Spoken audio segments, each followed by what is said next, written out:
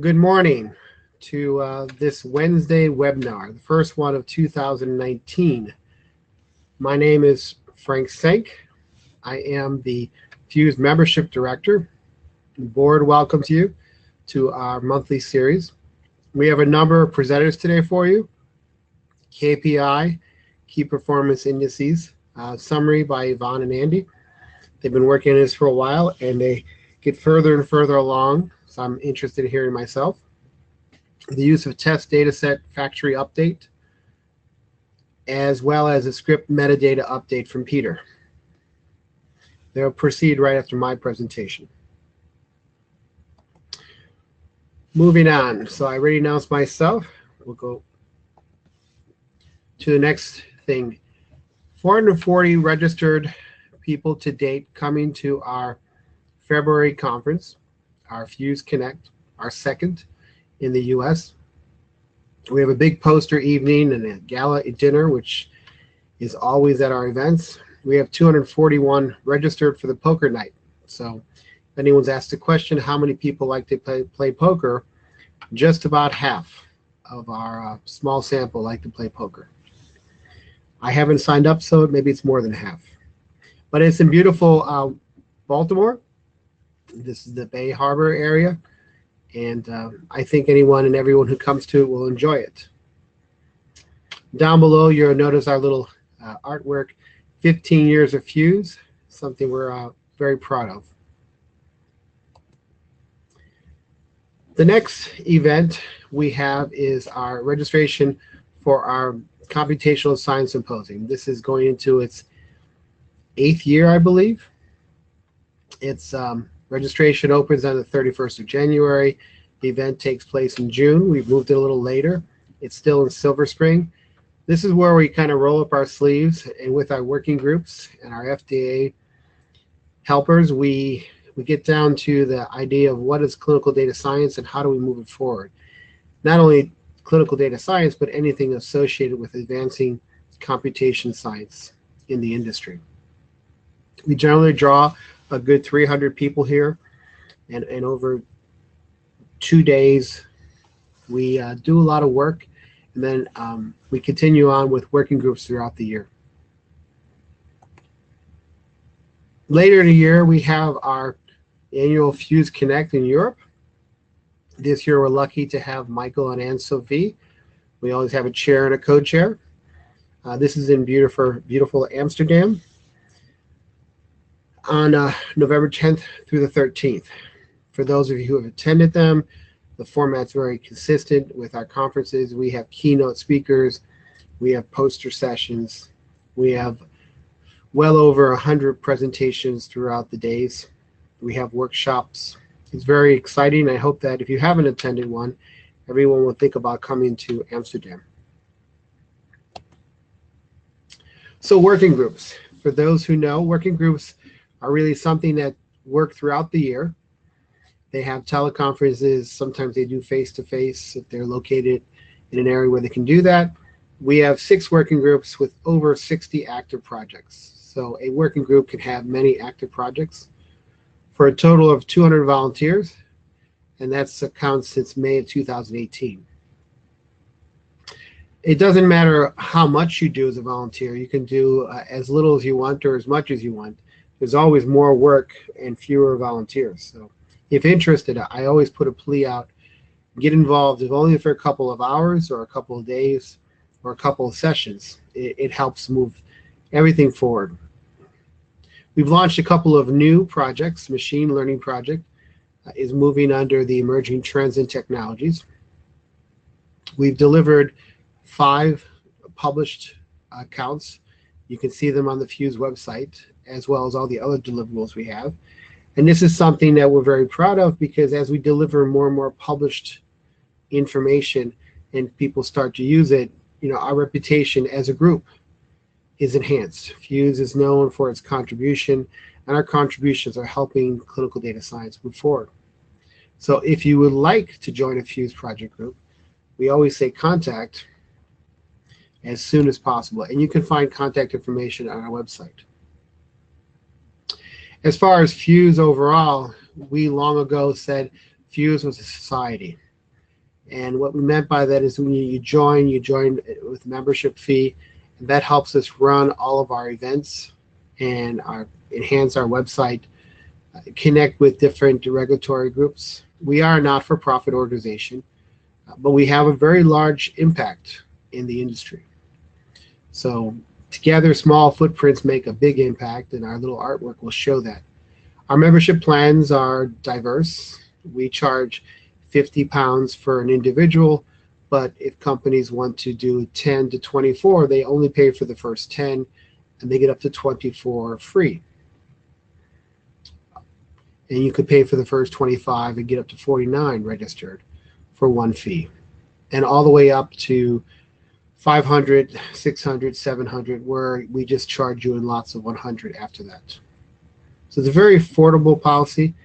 Our intent here is to just cover some cost and get people involved. From membership come volunteers, and volunteers have the biggest impact in our group. So where are we located? Well, here is a list of 42 locations where global membership exists. They can be small 10-member or large, 500-plus member. And a 500-plus member may have multiple locations. But, we're in Australia, we're in Austria, we're in Hungary, Lithuania. So I think number of countries in the world is far above 170, 180. I don't know the exact number. So maybe we're only 1/4 of the countries covered so far. Maybe we'll get to more in the future. So I mentioned volunteers before. Volunteering with PhUSE is very important to us. We have an events committee. We host, as I mentioned before, 2 major events, one in Europe and one in US, and those are Connect. We have the regulatory conferences in the US, and we also have one in the EU. We have a number of single-day events, which I'll go over, as well as we coordinate working groups throughout the year. So that never goes away. We write and publish PhUSE news, and we manage a PhUSE blog. We always need members, volunteers there. And then we have a number of areas we try to promote PhUSE. So in Europe, in Americas, and APAC, Asia Pacific, we're always looking for volunteers and get the word out to companies and individuals, and then get more members, and from members come volunteers. And these are some email addresses you can actually send your information to, as well as you can see these online to join, to volunteer. So event locations. I mentioned single-day events, very important part of our coverage throughout the year. We manage over 20 single events. This was put together by Sasha, our communications director. And you can see we've been in so many different places. In the US, off on the left side, we've been up and down the East Coast, a little bit in the Midwest, and of course on the West Coast. So we're missing the whole middle of the country, and maybe someday we'll connect the dots and draw a figure out of this. In Europe, you can also see in the top right, we've been scattered about France and Spain, into UK, into Germany. We've been quite extensively moving around single-day events. And then we have single-day events in China and Japan, off to the far right. And we've had one in South Africa, and we've had a number of India. So it's a very interesting map. And we continue to celebrate single-day events, a very big success for us. Single-day events, as you know, are probably between 50 and 150 people, focused around single themes with about 4 to 8 presenters. The single-day events upcoming will be in March 28th in the Netherlands, and we have another one upcoming in Pune, India. You can check our website for a comprehensive list of our single-day events. And as I said, we run about 20-plus single-day events throughout the world. As a member, you get to go to all of them for free. I'll be handing this off in a moment, and we'll remind you more than once, but our annual Wednesday webinars, or WebNow Wednesdays, the next one will occur the 20th of February. We try to be consistent, 10 a.m. Eastern Standard Time, 3 p.m. GMT, 4 p.m. in CET. The next one we'll do a welcome and PhUSE board update by Chris Hurley. An agenda will be forthcoming. So with that, I will hand it over to the next speaker. Thank you for coming.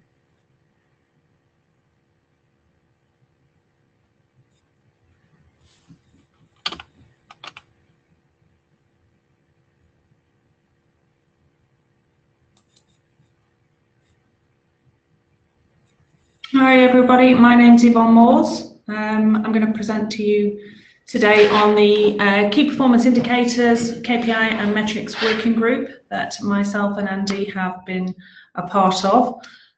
Just bear with me while I put it into presentation mode. Lauren, can you see my screen okay? Yes. Okay, yes. Lovely. Okay, so yeah, myself, Yvonne Moores from GC Solutions and Andy Richardson from DWISE have been involved in co-leading the working group on KPIs. We have been involved for a number of months now to really drive things forward, and I'll take you through a bit of the background as to what we've been doing, what the survey involved that has led to a report being produced, and then Andy will take you through some detail in the report and give you a few more, a bit more insight into the content.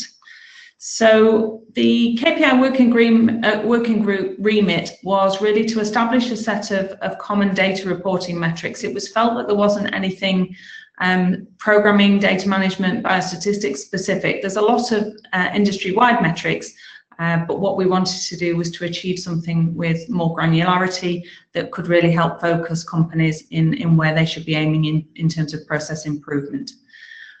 We put together standardized relevant terminology and definitions, and Andy will explain a little bit more as to how that works based on a data flow diagram that was put together by the group. And then we were also tasked with putting some ground rules together. This was really to give a comfort level with regards to confidentiality. A number of companies are concerned about obviously the privacy around the data that they're submitting. So we had to explain the ground rules with regards to how the data was going to be treated, where the confidentiality lie, what the process was for the collection of the information, and what the process was for the reporting and the sharing of the metrics. So we've had regular meetings, both on a monthly and a 2-weekly basis. We've got a core team of people that you can see through the PhUSE wiki. That lists the team that's currently on board at the moment, but we've had a number of people dipping in and out over the last 18 months that have helped really contribute to this working group and get us to where we are now. So in terms of the deliverables, we originally focused on what metrics we wanted to capture, and then we went through a process of reducing those down to a manageable level, and then putting everything together into a survey tool that could capture the metrics for us. So we took on board a company that could capture the data independently, so that only they could see the actual data that was being entered, and then they blind that data for us. So the survey that they put together for us online was based on the questions that we'd identified as the metrics. They have the metric definitions in there, they have the terminology definitions in there in this data flow diagram that you'll see in a few more slides. And then they had access to the ground rules and an FAQ document as well that really helped them to complete the survey in the best way possible. So because we wanted to get some initial feedback on how this would work and whether it would be accepted within the industry, we sent the first survey out to a small subset of companies. They completed the survey for us, or a subset of them did, and then they provided feedback, which is really useful and has been helping us to continue with moving things forward with regards to how we want to do the next stage of the working group requirements. So we have now a survey results report. Andy's going to take you through that in a bit more detail. That was made available to the the companies that contributed initially, they get to see that 3 months ahead of everybody else, and then it is going to be available for download soon, hopefully towards the end of this week or early next week. That will be made available, and we will communicate when that can be downloaded and the way to do that through the PhUSE website. So like I say, Andy's going to take us through the content of the report at a high level, but you will be able to see that information through the downloaded version. So Andy was pivotal in putting the survey questions together, getting the report put in place, and so he's the best person to take through the next stage. So Andy, I'm going to hand it over to you. Thank you very much, Yvonne. My name's Andy Richardson from DWise, as I said, and I've been working alongside Yvonne and the rest of the team on the KPI initiative. And just for the next couple of minutes, we'll give you a little bit of flavour of what you will find if you indeed do sign up and download our first year report. So if you could have the next slide, please. Is there a big black box over my screen, Andy? I don't know. I'm seeing the deliverables still. Oh, just bear with me. Sorry, it's frozen. Just bear with me 1 minute. There we go. One before, yeah. Excellent. So when you get to the report, this is the cover page, very nicely produced by the KPI team together with the PhUSE office, etc. And it's in the form of a paper, really, introduction, methods, result and discussion, so you can see precisely how we've approached the creation of these industry KPIs as a first round to provide some industry benchmarks. And the work here was, as Yvonne says, was turned into the PhUSE survey instrument, the survey itself, which was sent to some 30 companies that responded. Next slide, please. The actual survey itself was based around the metrics that were defined over the previous period, which have already been published and are on the PhUSE website in the form of the schematic, which is just shown here. The link is at the bottom of the page, and you're very welcome to have a look at that. This was the set of metrics and definitions that were developed by the team, some of which would recognize immediately and some which emerged from those discussions, and these were used as the basis for the survey. So with no more ado, let's just have a quick look at the sort of results that this first round has produced. These were offered immediately, first of all, to the companies that were invited to contribute. And here is one of the typical tables in the report for one of the block of questions. You can see here, for instance, just looking at MQ1, this was asking about the number of database unlocks. The survey itself separated the observations into early and late phase, and with all our statistical programming and statistics hats on, you can see the results here. Some of these questions were only answered by a few, or they didn't feel they could answer them, and Yvonne can comment on that as we take this forward to the next phase. And similarly, you'll find a number of graphs, if you'd like to go to the next phase.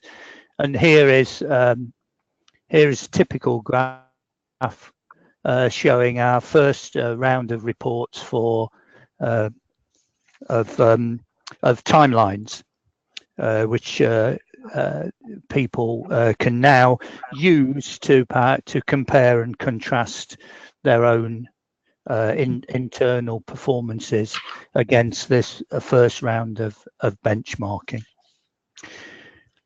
I would encourage you all to go and as soon as the report is available through the website, is to go and download it and have a look at it. And we will be very pleased to hear from you, both positive and constructive criticisms as we move this to the next phase.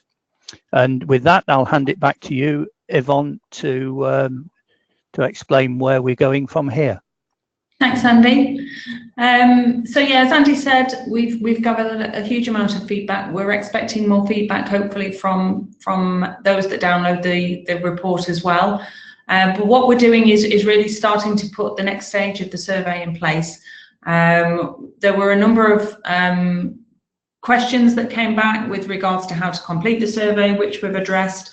There was a number of areas where people felt they couldn't necessarily respond or complete that particular metric because they don't capture it internally.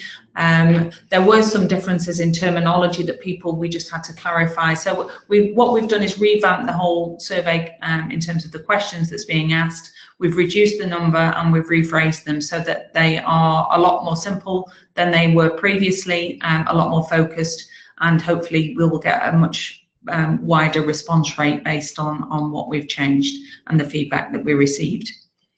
So within the survey itself, what we didn't have last time was a direct link to the supporting documentation. So what we're doing again this time is really making sure people are using that in a way to help complete the survey itself. I don't think people had tied up the two in terms of what the survey was asking and what was being stored on the PhUSE website. So we're tying that much closer together so that they'll see that data flow diagram, that schematic that Andy just showed you. That links to some background documents that give you definitions, that give you terminologies, that give you some notes as well with regards to how to complete the metric, how to measure it in effect where that's needed. We're also widening the survey now. We sent it out a reduced number for the first run just to really gauge what needed to change rather than send that out to a much wider audience. So now we've got that feedback. At this stage, we've incorporated that and we're going to issue it out to a much wider group. But we will be maintaining the annual reporting process through continuous feedback. So really any improvements that we could make, we will be looking for that contribution from companies that are able to complete the survey for us, to give us that continuous feedback, and then we can continue to make those changes on a year-on-year basis. Like I say, the companies that complete the survey are the ones that get access to the report 3 months ahead of the industry, but it will always be made available to the industry in the PhUSE ethos that we like to promote and share what's being delivered from the working groups.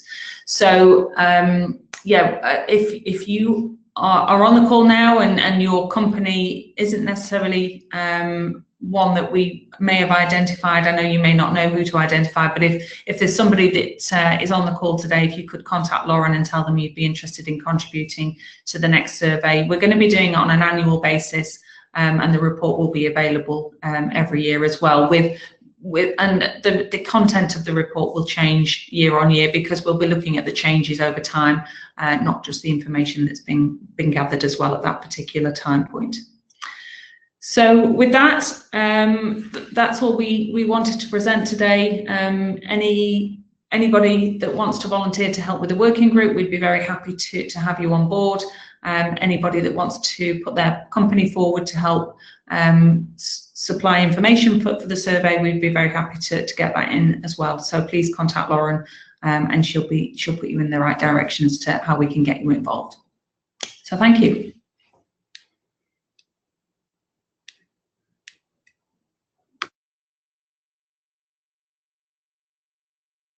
Okay, with that, I think it's my turn to tell you about the test data factory and what we have done and what we plan to do in the future. My name is Peter Schaefer, and this presentation obviously is from me and the TDF team. a small but dedicated team. So let me give you a little bit of background. We have presented that in the past several times. So you might know the long story of it. The very short story is that what our goal is, what we try to do is to provide test data sets, STDM or ADAM data set or both.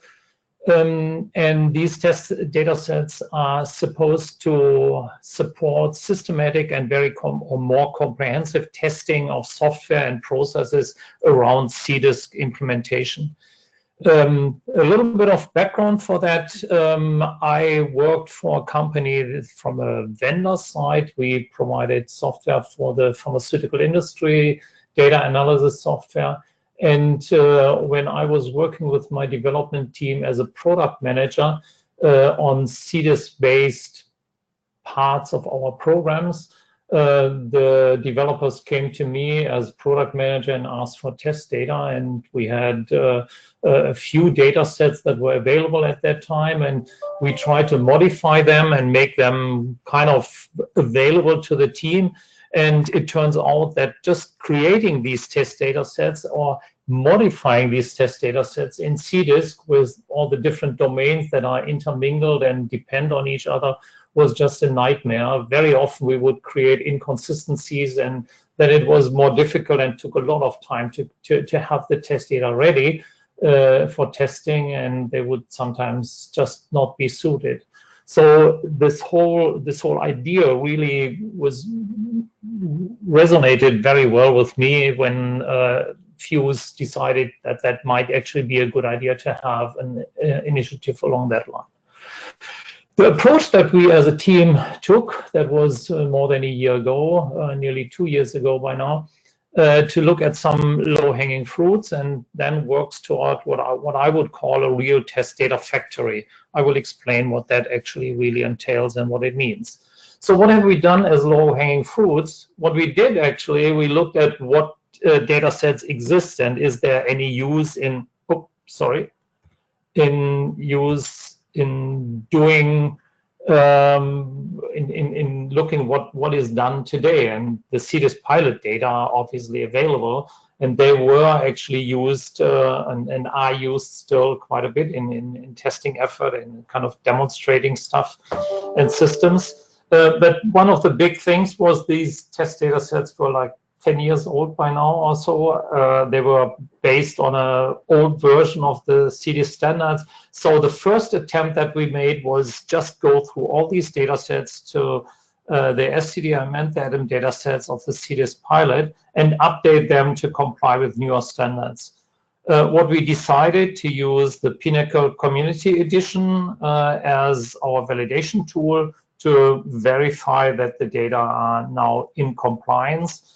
Knowing all the downsides of the Pinnacle Community Edition, some of the issues that are with that, but as long as we don't have anything better at that point, we decided that that is what should be kind of our line of defense, that we would use this because everybody has access, everybody can repeat what we do and understand what we have done. And then obviously we updated the data, and at some point we realized that there are remaining issues in the data sets, and so we create a report around that. So we created this whole package of data sets, the validation results, and the documentation of what is in the data sets and how they are supposed to be used. A few weeks ago, we published these data sets at this location. If you go to the PhUSE website, you will land at this screen, and we are actually all the way at the bottom at the moment of this. So here I framed this. There's a test data factory package for ADAM on the left-hand side, on the right-hand side. And there is some description, and then you get the whole package as a zip file with all the packages, all the data sets, all the documentation that comes with that, and you can kind of take it out and start using it. So there's what we have done and where we are at this point. Just one small little addition to that, what we have done. I mentioned that there are remaining issues. I have listed here a few examples of what actually happened and what needed to be done, and what the Pinnacle edition, the Pinnacle 21 community edition, still reports as warnings. There are no errors in the data sets, no reported errors anymore. There are a few warnings. On the SCDM side, one of the big ones is that there's, in many cases, we had to add some variables that are not based or not in the standard domain as the domain is defined by the SCDM standard, but kind of permissible variables were added. So these are not really warnings. I would more call them type of information type of things. Epoch, for example, is a variable that the FDA really wants to see, and it's a permissible variable, so we added that to the domains to kind of avoid the error that the epoch variable is not in the domain or so. One real warning, and in some sense really something that we decided to leave in and not to fix in some sense in the data set, is the second issue here on the SCDM package, which is a warning that the actual arm is not correct in some sense to the actual arm is not correct to the planned arm code. So in other words, during the trial, there were some of the subjects were treated with the wrong medicine, with the wrong treatment, and that was recorded in the data sets. And we decided at some point, because that can happen in a real world trial, should not, but could happen in a real world trial. So we decided to leave that in. There's an inconsistency in the data set that is caused by some error during the trial. So that is something that can happen, and this type of error is something that we thought doesn't need to be fixed. On the Adams side, there were a typical error, or one error that occurred several times, was that there was a unit was populated, but there was not the low and high value for the value was not populated. And when we looked at the data set, this is something that to some extent Pinnacle 21 should not even report as an error, because there is no low and high value available, because it's not a numerical value, but it is kind of a different type of collected data set. So there's an error. Everybody should look at the data then and understand why this is actually reported, and it's easy to see why that is. The second one is simply a mismatch between the data set and the Adams standard. We decided to make the data set compliant with the Adam IG 1.1, and the Pinnacle 21 only supported at that point version 1.0. So we got this error message out of the validation report, or the warning message out of the validation report, and we obviously left that in and made sure that the compliance with 1.1 is actually achieved. Okay, that was about what we have done. You should have in mind that these data sets are now published as they are at the moment. As people start using it and looking at it, we have, at least from one user already, very kind of comprehensive feedback. So the team will continuously kind of update the data set and have new versions where some additional issues might be fixed that someone discovers or that someone finds should be changed. So we are doing that on a continuous basis. Sorry. So to the plan forward, just one slide. Essentially, the plan forward is we want to work towards a real, what I call a real test data factory. The idea behind that is that we want to have like a program, like a tool where a user gives some input, specifies what kind of data sets does the user is looking for, does the user want, and what is he looking for.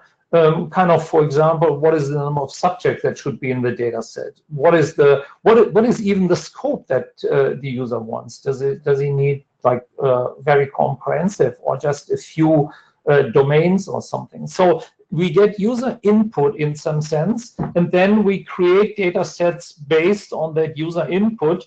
I like to say out of thin air. We generate them by not actually simulating a trial, but by generating and using random numbers for some data within that range. Let's say the user tells us the age range of users should be between 40 and 60, then we generate the age of our patients random between that age or so on. So these kind of things is the idea behind this. To work towards that, I understand that that is a very comprehensive task, but the steps towards this will actually help also to understand much better how data sets should be generated. So we see 3 major steps, and each step itself has some value. First of all, we want to define the scope. We want to understand, and that is the process that we are doing right now. What are we going to create? Do we create SCM data sets or ADAM data sets? Which domains do we want to create? So we are defining the scope of what we try to do in the first place. And again, we will limit it to something that is useful to begin with. Then the second step will be that we do define the input for these data sets, what is required as input. And the third step is then we want to create scripts that create actually data sets. The idea is something that is a little blurry, like here on the right-hand side. We want to have a web-based application. That's kind of my vision, a web-based application that creates these test data sets. But each step in between will help us to go there and to move forward, and there will be benefit for others to use that. I know of several groups that create test data sets using SAS scripts also, and they will benefit from the data that we create in between. If you want to join, contact me. My email address is here, or contact PhUSE and join the team. Thank you very much.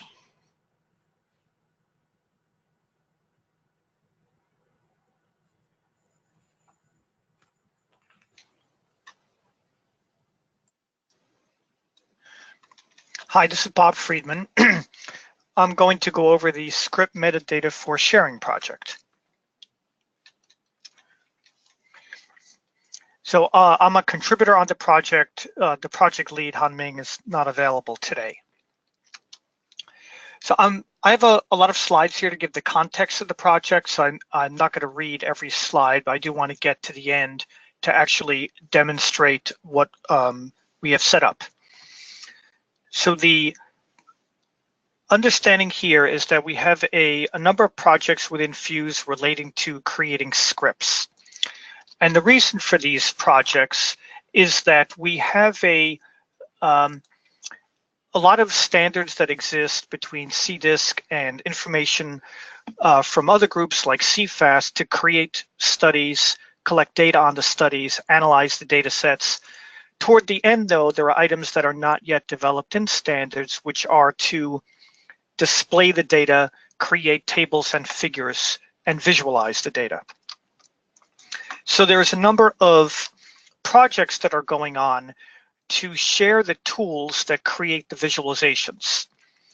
And what we're doing within PhUSE is to create a mechanism to share these scripts.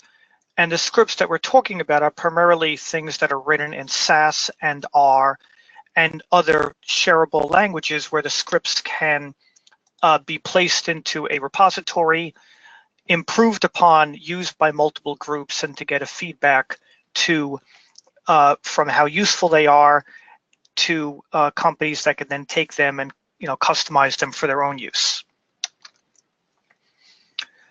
So the contribution of these scripts are coming from industry groups, which may be consultants, CROs, pharmaceutical companies. FDA is participating as well, and academia.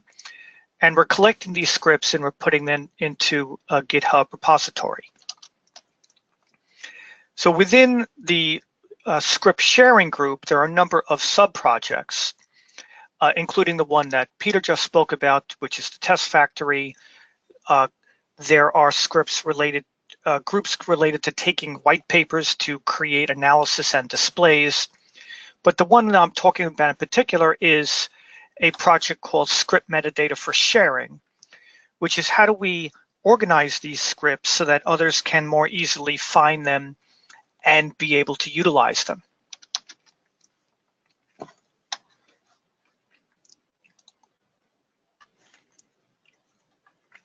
So within the scripts sharing community, we have gotten scripts in, they go into GitHub, they involve contributions from FDA, non-clinical, so I actually primarily work in the non-clinical area, and not only do we have R and SAS scripts, but also Spotfire templates for visualization as well.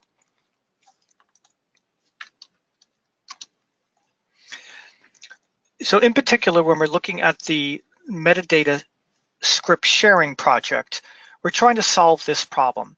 We have a lot of contributed scripts. They're not easy to find always. They're not easy to navigate through them, to find them within the repository. And once you find them, they're not always easy to run because you may have to make changes in order to get them to run in your environment. So what we want to do is create a mechanism where it's easier to understand the scripts, find them, and be able to run them. So a white paper was written and work done to figure out the best way to accomplish that. And this is the script metadata.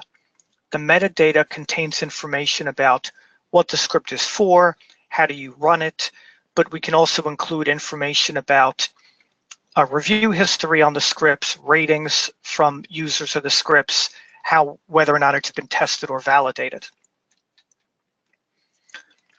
So the inputs are, we store the scripts in GitHub. We use this YML language to create the metadata about the scripts. The scripts themselves are R or SAS or Spotfire.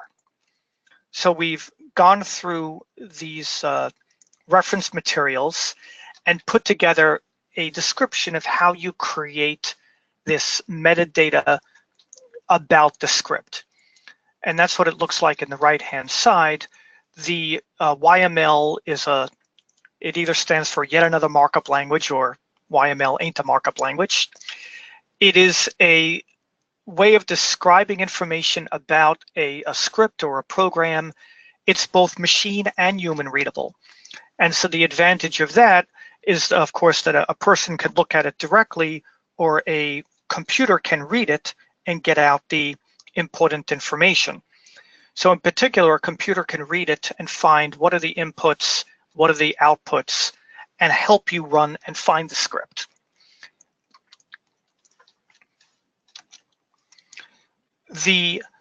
We then take that YML, and as a practical example, we've written a package in R, and we call it the PhUSE package, which reads the YML and actually allows you to run all of these scripts from a website that's been set up. So I'll go to the live website actually, so you could see how this all comes together. The information about this is written up in a white paper, and it is going to be presented as well as a poster at the PhUSE Connect meeting, which is next month. There is a running version of this, and this is the location of the running version, where you can look at the scripts and actually run a few of them directly.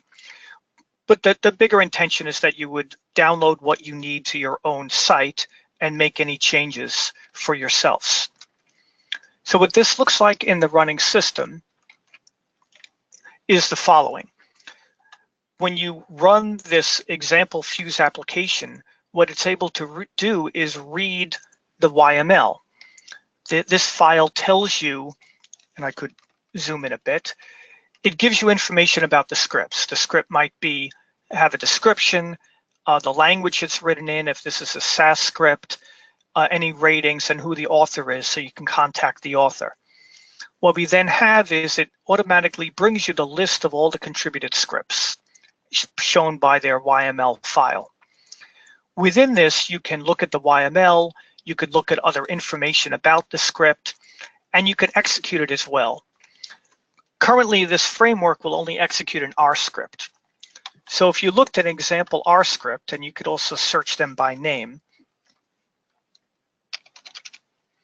So if I pick the script that I'm interested in, this is the script actually running. This is a very simple example. What it will do is allow you to kind of make just a little histogram so you could see the running system. On the left side here are the choices that are available to run the program, and this is read out of the YML as well. A more complicated example is here as follows. This is a example script that will draw histograms from data. So sorry, it's kind of catching up a little. If you look at the, you can look at the YML for this script. This one is to read a set of actual data file from results of a study. It will read from example data that exists in the PhUSE GitHub, and it has other choices that allow you to select how the output is being created. You can look here at the metadata that's available about the script. You can also either download a new version or see a difference between your script and the local script. This is the output that it produces. It's a chart of blood pressure. The changes here of the input settings will recreate the output based upon the selections made.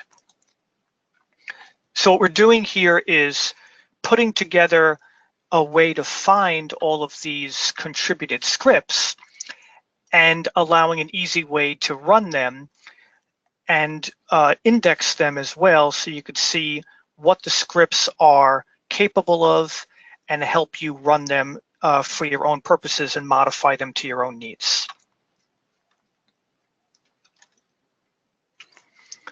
So that is the information we're doing so far on in this working group, and we're going to be available at the PhUSE Connect meeting as well for a poster session, so you can come and talk to us directly. Thank you.